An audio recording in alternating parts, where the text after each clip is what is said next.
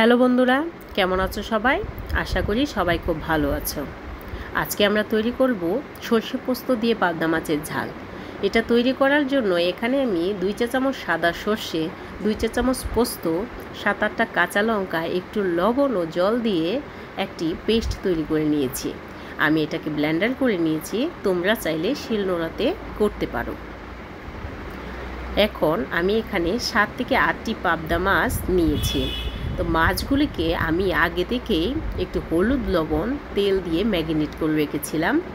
এখন আমি এগুলোকে একে একে সবগুলা মাছ ভেজে নিব। আমার সবগুলা মাছ ভাজা হয়ে গেছে, পেস্টও তৈরি হয়ে গেছে। এখন আমি রান্নায় চলে যাব। আমি একই কড়াইয়ের মধ্যে কালো জিরে ফোড়ন দিয়ে দিব। একটু নাড়াচাড়া করার পর 7 থেকে 8টা কাঁচা লঙ্কা দিয়ে দিব। কাঁচা লঙ্কা দেওয়ার পরে আমি যে পেস্টটা তৈরি করেছিলাম সেটা দিয়ে দিব।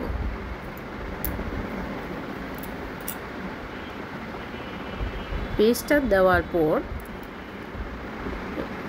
এর মধ্যে আমি হাফ চা চামচ হলুদের গুঁড়া,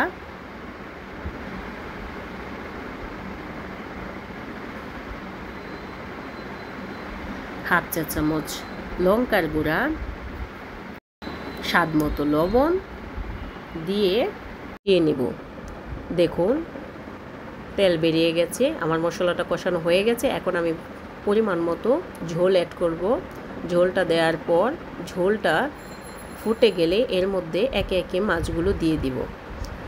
মাছগুলো দেওয়ার পর আমি আরও 5 মিনিট রান্না করব যেন মশলাটি মাছের ভিতরে ঢুকে যায়। এই জন্য মাছগুলোকে আমি উলট পালট করে আরও 5 মিনিট রান্না করব। দেখুন আমার ঝোলটা একদম তৈরি হয়ে গেছে।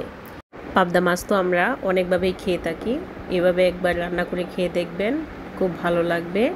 আমাদের এই পাবদা মাছের ঝালটি যদি আপনাদের ভালো লাগে আমাদের ভিডিওতে লাইক, শেয়ার, কমেন্ট করবেন।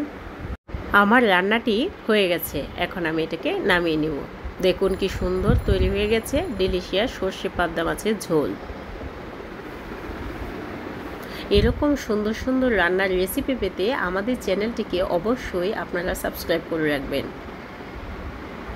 আপনারা যদি আমাদের ভালোবাসা দেন তাহলে আমরা আরও নতুন নতুন ভিডিও তৈরি করতে উৎসাহ পাব।